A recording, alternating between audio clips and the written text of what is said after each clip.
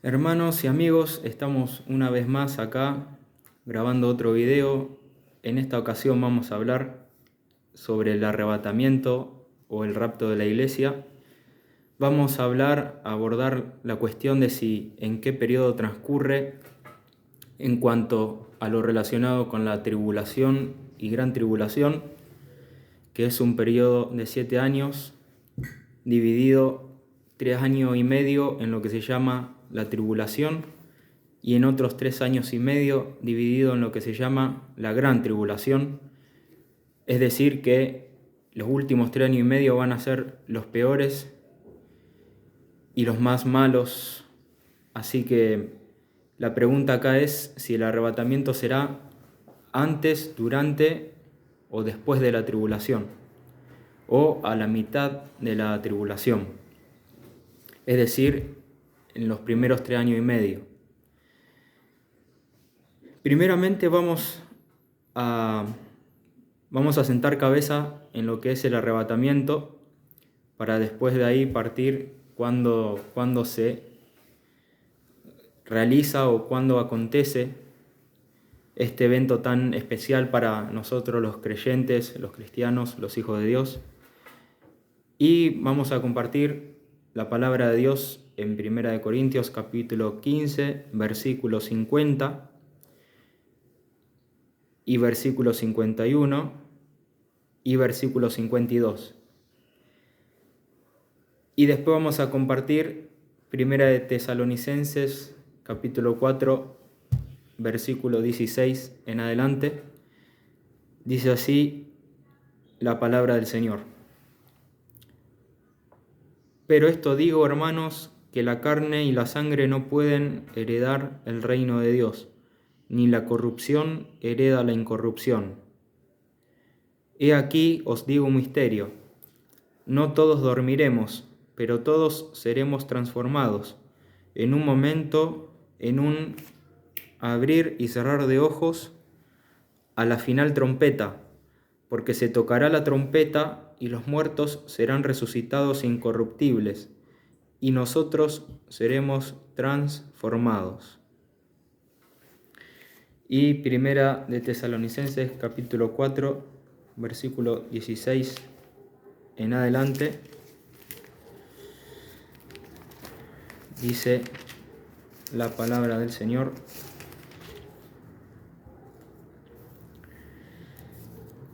Porque el Señor mismo, con voz de mando, con voz de arcángel y con trompeta de Dios, descenderá del cielo. Y los muertos en Cristo resucitarán primero.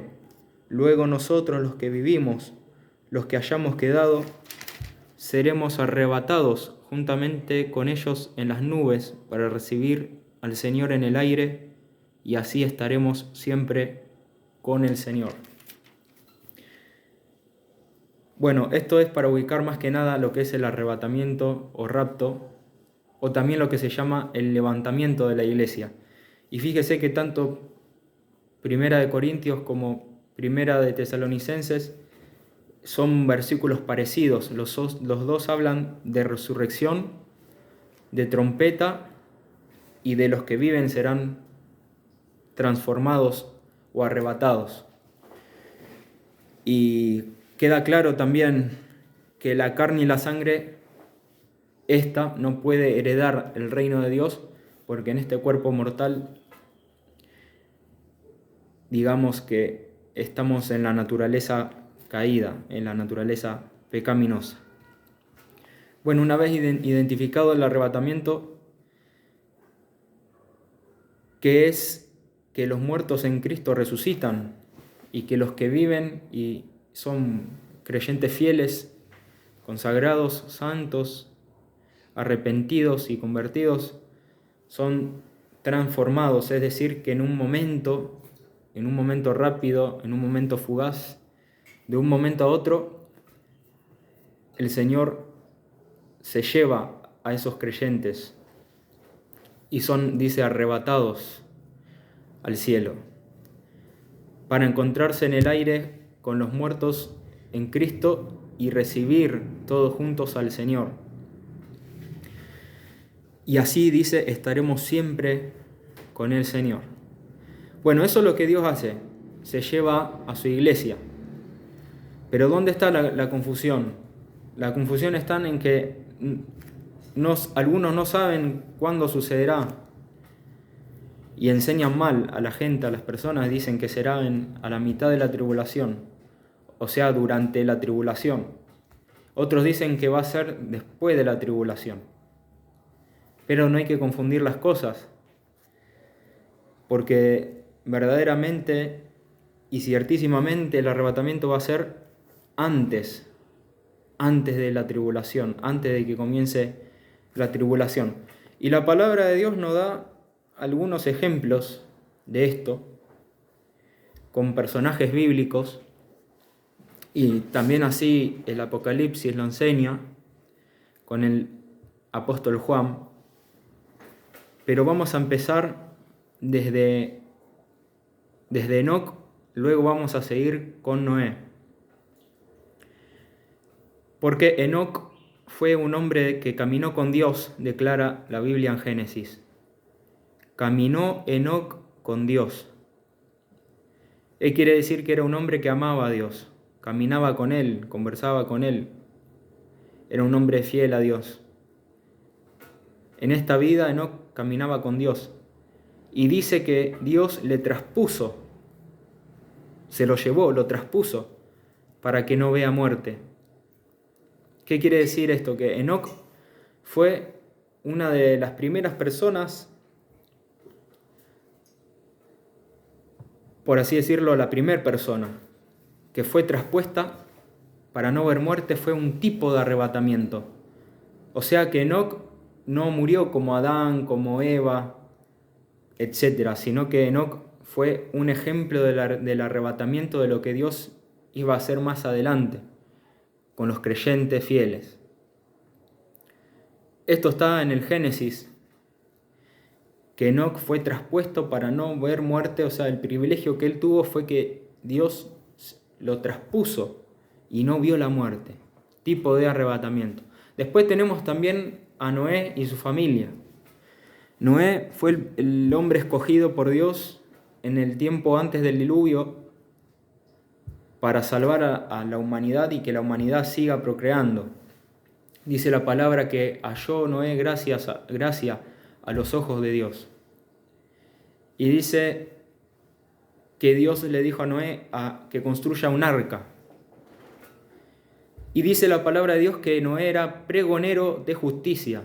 O sea que él se dedicaba a decirle a la gente, a predicarle a la gente que iba a venir un diluvio, que iba a venir la lluvia, a hablarle de ese juicio de Dios que Dios iba a derramar mientras Noé construía el arca. Y la gente no quería creer a lo que decía Noé, y la gente se burlaba de Noé. Pero ¿qué pasó? Cuando Dios envía el diluvio, le dice a Noé que entra al arca junto con su familia y los animales. Entonces el juicio fue derramado sobre toda la tierra y así Noé y su familia se salvaron. Porque Noé también es un tipo de arrebatamiento. Cómo Dios guarda a los que son fieles, a los que son servidores de Él. Entonces vemos que el juicio de Dios no fue derramado sobre Noé y su familia, sino que Dios libró al justo Noé y a su familia. Y el arca también representa a Cristo. A Cristo. En este momento está el arca donde nosotros nos podemos meter para que el día que suene la trompeta, para que el día que el Señor venga a buscar a su iglesia, podamos nosotros volar con Él al cielo, al reino de nuestro Padre Celestial. Y después también está el ejemplo de Lot. ¿Qué pasó? Que estaba Lot viviendo en una ciudad junto con su familia llamada Sodoma y Gomorra. Entonces, ¿qué es lo que pasó? Abraham, que es el padre de la fe, que era el tío de Lot, intercedió delante de Dios por Lot, porque Dios le había dicho a Abraham lo que iba a acontecer. Entonces comenzó a interceder Abraham por Lot. Eso es tipo de Jesucristo, que intercede por la iglesia para librarnos de la ira venidera, para librarnos de la tribulación. Entonces, ¿qué pasó? Lot vivía en esa ciudad llena de depravación sexual, donde había homosexualismo, violaciones, aberraciones sexuales. Y dice que Dios libró al justo Lot y a sus hijas. Y su mujer se convirtió en estatua de sal porque ella desobedeció a Dios. Ella no tenía que mirar atrás y ella miró atrás.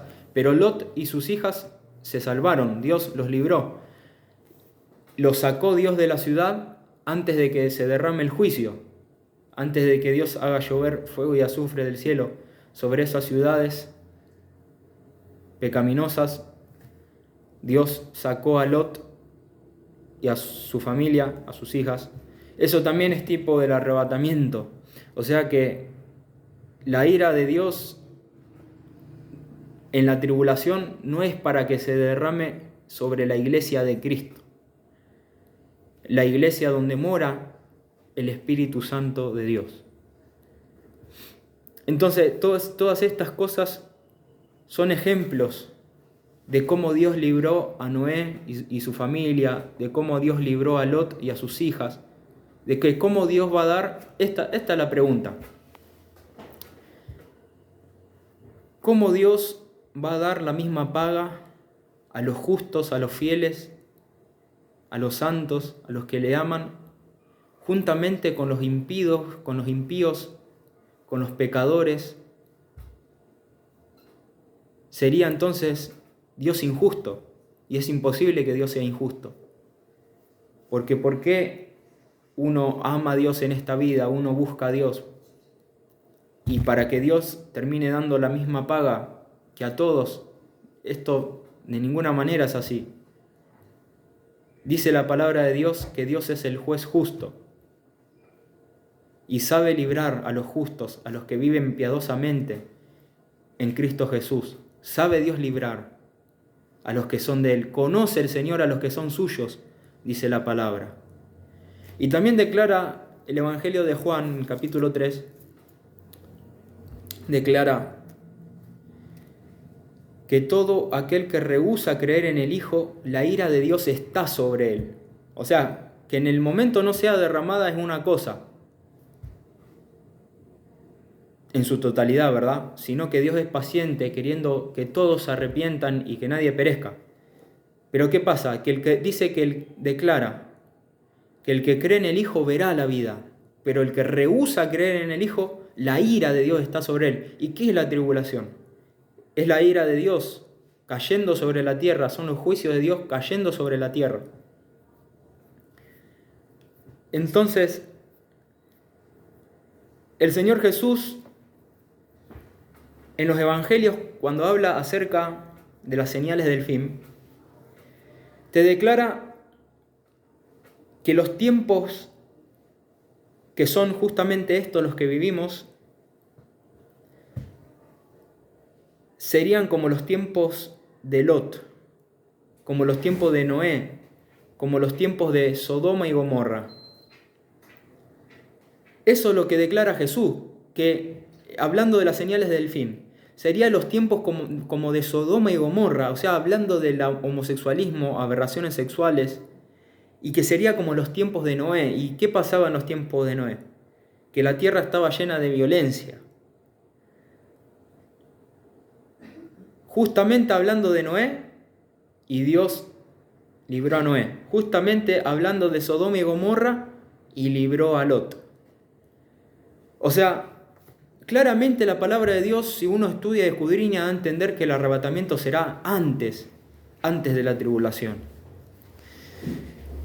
Y ya cuando vemos al apóstol Juan en Apocalipsis, hablando el Señor los mensajes a las iglesias,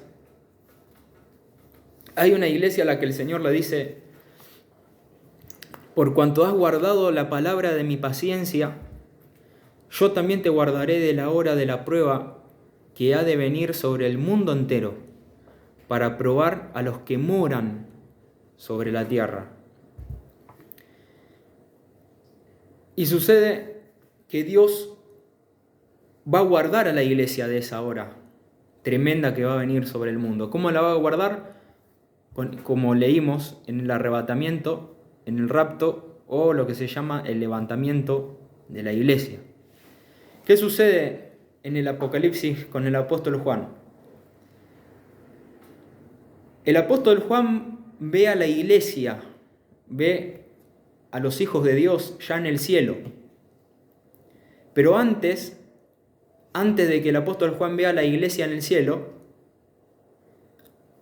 él escucha una voz que le dice, sube acá.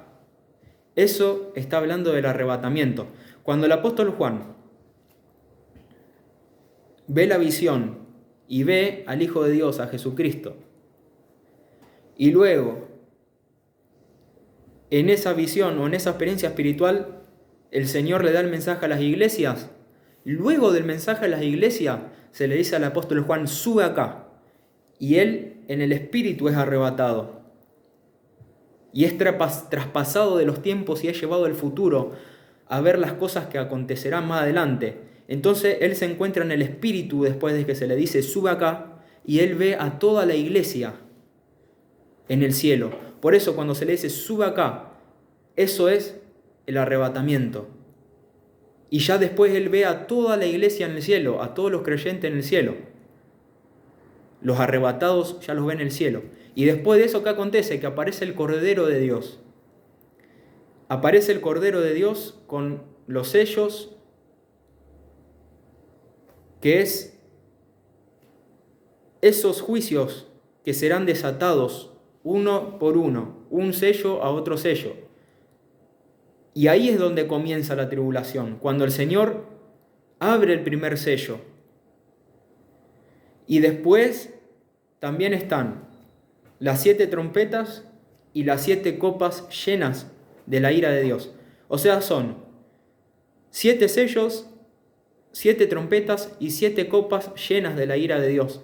Y 7 es el número de la perfección, es el número de Dios. Porque Dios tiene los 7 espíritus de Dios, que no voy a ahondar en ese tema ahora. Pero obviamente en ningún momento de todo Apocalipsis, después de que se le dice a Juan, sube acá, nos habla Apocalipsis del arrebatamiento, sino que ya la iglesia ya está en el cielo, una vez que al apóstol Juan se le dice, sube acá. Así que por todas estas cosas, y si uno escudriña y lee la palabra de Dios, uno se da cuenta de que verdaderamente el arrebatamiento es antes de la tribulación. Y también otro tip que puede servir mucho a la hora de estudiar la palabra es que dice Apocalipsis, cuando habla acerca de los moradores de la tierra, cuando habla de los moradores de la tierra, está hablando de las gentes que no va a ser salva. Pero aún en ese tiempo de la tribulación, gente que se haya quedado y cristianos que también se hayan quedado, los que se nieguen a recibir la marca de la bestia o los que se nieguen a adorar al anticristo o a su imagen y lo hagan por amor a Cristo, por creer en el Evangelio, por creer en Jesús y den sus vidas por amor a Cristo, aún así Dios tendrá misericordia en ese tiempo, porque Dios en ese tiempo, a pesar de ser un tiempo terrible donde la ira de Dios y los juicios de Dios van a ser derramados sobre la tierra, aún en ese tiempo va a estar el Espíritu Santo obrando, va a estar Dios obrando la salvación de las almas. El Espíritu Santo no se va de la tierra, porque el Espíritu Santo es omnipresente. El Espíritu Santo está en todo lugar, está en todos lados. Él no se va de la tierra, sino que sigue obrando la salvación a los que le aman, a los creyentes. Sigue obrando la salvación en las vidas. Por eso en Génesis declara, no contenderá mi espíritu con el hombre para siempre, mas serán sus días 120 años, porque si el Espíritu de Dios se va de la tierra, entonces ¿quién contiende con el hombre? ¿Y qué es que el Espíritu de Dios contiende con el hombre? ¿Qué es eso? ¿Qué es ese contender del Espíritu con el hombre? Es el contender de Dios con el hombre para que se arrepienta. Es esa contención que Dios le hace al hombre: arrepiéntete, cree en el Evangelio, cree en Jesucristo, conviértete a Dios, deja la maldad, deja el pecado. Es ese contender de Dios para que la persona se vuelva a Dios.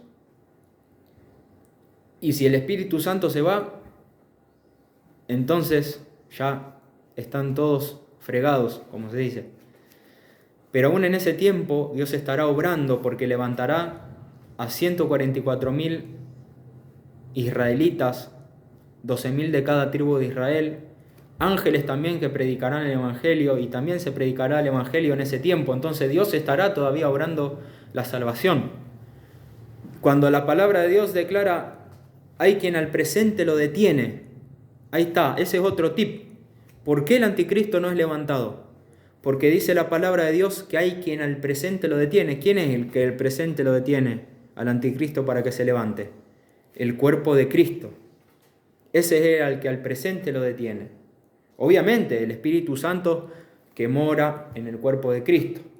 Pero decir que el Espíritu Santo va a desaparecer o se va a ir de la tierra junto con la iglesia no es así, porque el Espíritu Santo es omnipresente. Ahora, ¿quién mora en el cuerpo de Cristo? El Espíritu Santo. Entonces, por eso, el cuerpo de Cristo, el Espíritu de Dios, mora en el cuerpo de Cristo, quien al presente detiene que el anticristo sea y que impide que el anticristo sea manifestado. Pero una vez que la iglesia es levantada, ahí está porque también el arrebatamiento es antes de la tribulación, porque la Biblia declara que hay quien al presente lo detiene. ¿Y quién puede tener semejante levantamiento del misterio de la iniquidad? Es Dios, es Cristo mediante su poder. Pero va a llegar un tiempo que Dios va a dejar de detener que se levante el anticristo. En su debido tiempo, en su debido momento, cuando Dios levanta la iglesia, esté la iglesia en el cielo, entonces el Señor abra el primer sello y en su debido momento el anticristo va a surgir, pero hay quien al presente lo detiene. Por eso todavía falta el arrebatamiento, y luego después es ya la tribulación. Así que por todas estas razones creo firmemente, y le insto a usted también que lo crea, a que el levantamiento de la iglesia es antes de la tribulación. Ahora, hay gente que dice, no, pero yo me quiero quedar en la tribulación por amor a las almas. Por amor a las almas yo me quiero quedar en la tribulación para predicar a las almas. Miren, la voluntad de Dios no es esa. La voluntad de Dios no es esa. Porque si usted ve cómo termina el Apocalipsis. El Apocalipsis, el último capítulo, termina diciendo, el Señor termina hablando y termina diciendo, ciertamente vengo en breve, dice el Señor Jesús. Y dice que la iglesia y el Espíritu responden, sí, ven, Señor Jesús. O sea, la iglesia anhela que Cristo venga. Cristo declara, ciertamente vengo en breve. Y la iglesia responde, y el Espíritu responde, sí, ven, Señor Jesús. Vamos a compartir estos últimos versículos porque creo que es importante.